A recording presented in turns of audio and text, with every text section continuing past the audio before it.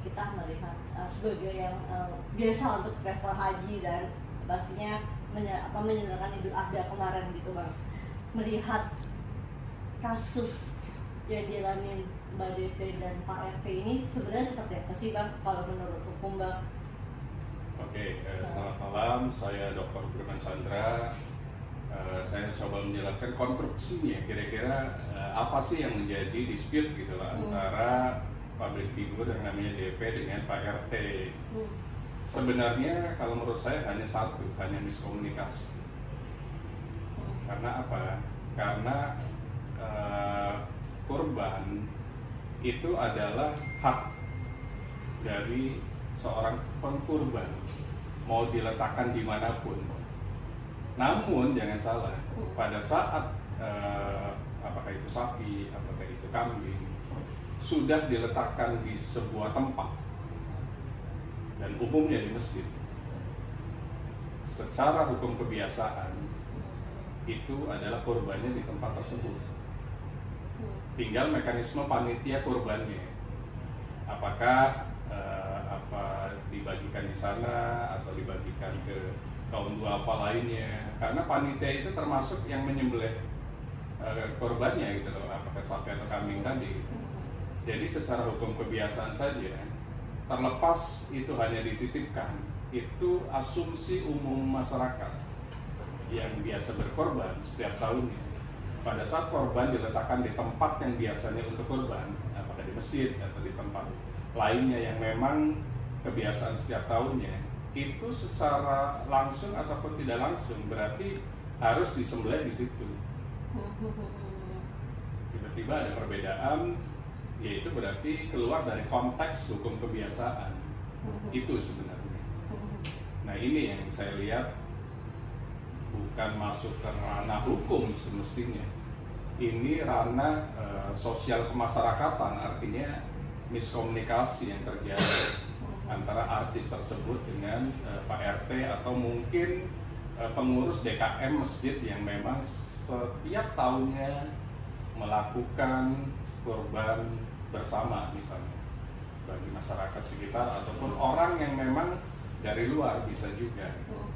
Jadi kuncinya satu, ini miskomunikasi kalau menurut saya.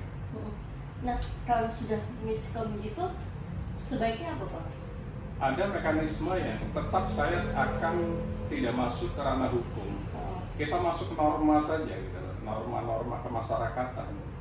Bagaimana cara menyelesaikan solusi yang sudah dispute ini? Pertama, kita mengenal namanya restoratif justice sebenarnya. Apapun permasalahan hukum, permasalahan non-hukum, kalau bisa semuanya diselesaikan secara non-litigasi, yang kita sebut restoratif justice program system.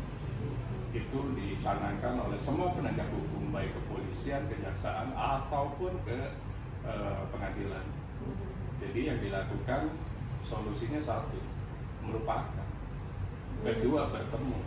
Kalau memang tidak bisa bertemu untuk melakukan sebuah diskusi agar terjadi sebuah kesepakatan bahwa itu hanya perbedaan pendapat, ya udah lupakan masing-masing. Tidak perlulah melakukan sebuah upaya hukum, baik Pak RT-nya atau mungkin DP-nya melakukan upaya hukum untuk apa sih gitu.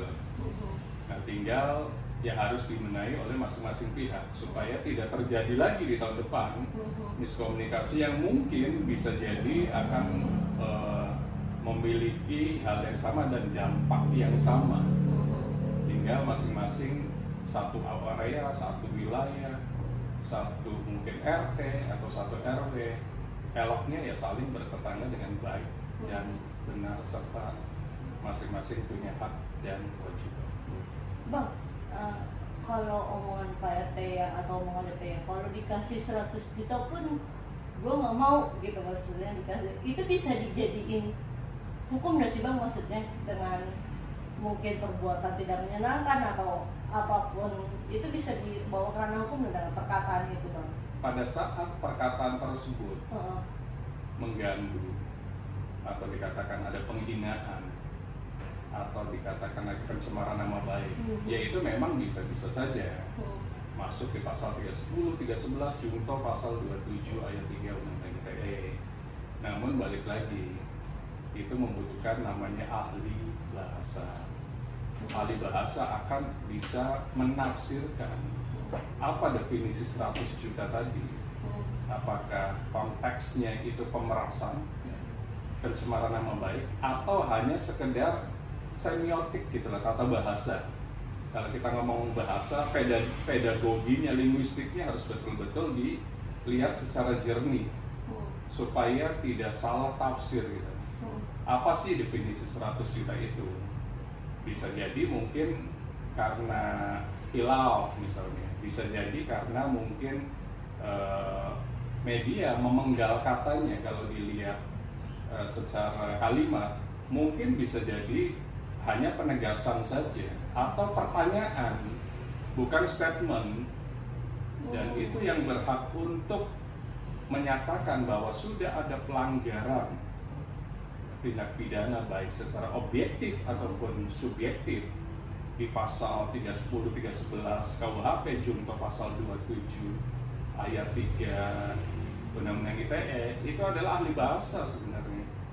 Polisi pun nggak bisa menentukan ini sudah masuk pelanggaran Undang-Undang ITE, atau mungkin kalau tidak disampaikan lewat elektronik baik Facebook, Instagram, WA, grup dan lain-lain, ya berarti ahli bahasa yang akan menentukan ini hanya statement, pertanyaan, atau penegasan, dan itu pasti berbeda.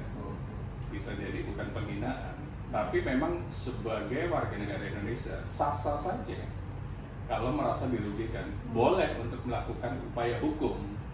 Namun kalau bisa upaya yang paling mendasar namanya norma kemasyarakatan terkait dengan miskomunikasi ini, itu yang harus diutamakan. Jangan lagi-lagi semuanya masuk ke wilayah hukum.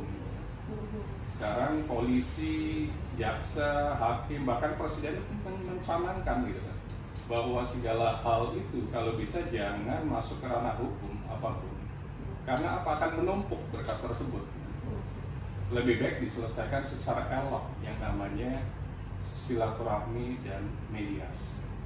Mungkin selain restoratif positif, apa Bang yang mereka harus bisa lakukan selain pertemuan pertama? Kan mediasi kemarin gagal nih Bang. Mediasi gagal, ya jangan patah semangat, lakukan lagi. Cari tokoh yang bisa menjembatani sebenarnya. Pasti di sebuah area itu ada tokoh masyarakat yang bisa menjembatani. Turunkan egonya masing-masing, kemudian lakukan pertemuan sebenarnya. Setelah itu salaman, indah kan gitu. Kenapa sih hal yang suci, berkurban, hal yang suci pada saat hari raya besar gitu, Idul Adha, dijadikan sebuah permasalahan? Kenapa nggak saling memaafkan? Konteksnya kan saling memaafkan. Idul Adha, kemudian saling mengasihi, kemudian saling berdamai, kejujuran, masing-masing mungkin berkorban, tinggal dibagikan ke orang yang tidak mampu, sama-sama bahagia semua akhirnya kan. Kenapa sih harus dijadikan sebuah konflik yang mungkin bisa jadi berkepanjangan? Lebih baik turunkan ego masing-masing, bertemu, udah selesai lah, kita sama-sama muslim gitu. Kenapa harus menempuh apapun melalui prosedural hukum yang berlaku di Indonesia, dan itu panjang. Kita kan menganut Eropa Continental Justice System, di mana-mana integrated criminal justice kita panjang, dari kepolisian, kejaksaan, kemudian pengadilan negeri, nggak puas lagi pengadilan tinggi, nggak puas lagi Mahkamah Agung, nggak puas lagi PK, sampai berapa lama gitu. Tinggal ketemu, ngobrol, saling memaafkan, udah selesai. Itu semestinya yang harus dilakukan. Tapi turunkan dulu egonya gitu, pride-nya, harga dirinya gitu. Kenapa sih apa-apa harus masuk ke ranah hukum gitu? Lebih baik gunakan momen Idul Adha itu untuk saling memaafkan. Permasalahan besar kecilkan, permasalahan kecil hilangkan, ikhlas gitu masing-masing pihak. Kan indah gitu. Kenapa sih harus ada konflik gitu? Apalagi tetangga. Apakah enak kita hidup bertetangga ada konflik? Mungkin kita tidak akan betah nanti di sebuah tempat. Kenapa Anda udahlah saling memaafkan? Mungkin secara perspektif melihat sebuah kalimat pembicaraan beda pendapat, beda tafsir, wajar-wajar saja. Tinggal dicari dispute itu ada di mana sih gitu. Setelah itu maafkan. Itulah esensi Idul Adha dan esensi berkorban. Terakhir Bang, berarti cukup menyayangkan ya Bang, tadinya momen keagamaan gitu jadi ribut-ribut, bisa dibilang ribut-ribut nggak jelas gitu seperti ini gitu Bang. Ya ini balik lagi, masing-masing harus arif lah, harus bijaksana gitu. Kita harus memiliki peradaban, kita memiliki humanisme, karena setiap orang memang berbeda pola pikir, dialektika, cara berpendapat. Tinggal gimana masing-masing saling mengerti. Pasti setiap orang ada kelebihan, ada kelemahan, udah saling memaafkan saja. Dan intinya adalah momen Idul Adha itu jangan dirusak gitu. Idul Adha adalah saling memaafkan dan kebersamaan. Honesty vivere itu penting, kejujuran itu penting. Gimana caranya supaya momen ini jangan dirusak oleh hal-hal yang sifatnya perbedaan pendapat. Saling memaafkan itu lebih berfaedah dibanding saling melaporkan yang mungkin tidak akan berkesudahan karena masing-masing memiliki pride masing-masing. Ingat, kita menganut Eropa Continental Justice System dan itu akan panjang proses hukum kita. Kenapa tidak saling memaafkan? Selesai saat itu juga, dan jadilah nanti akan menjadi area yang akan happy semuanya di wilayah tersebut. Itu sebenarnya yang harus dilakukan oleh para pihak. Terakhir Bang, mungkin masukannya buat Pak RT dan Mbak DP-nya sendiri harus apa sih Bang? Saya sebagai praktisi hukum dan saya banyak menulis buku, artikel di beberapa jurnal, baik jurnal nasional ataupun jurnal internasional. Lebih baik hal-hal yang sifatnya kemasyarakatan itu diselesaikan secara normatif saja. Jangan segala sesuatu masuk ke ranah hukum.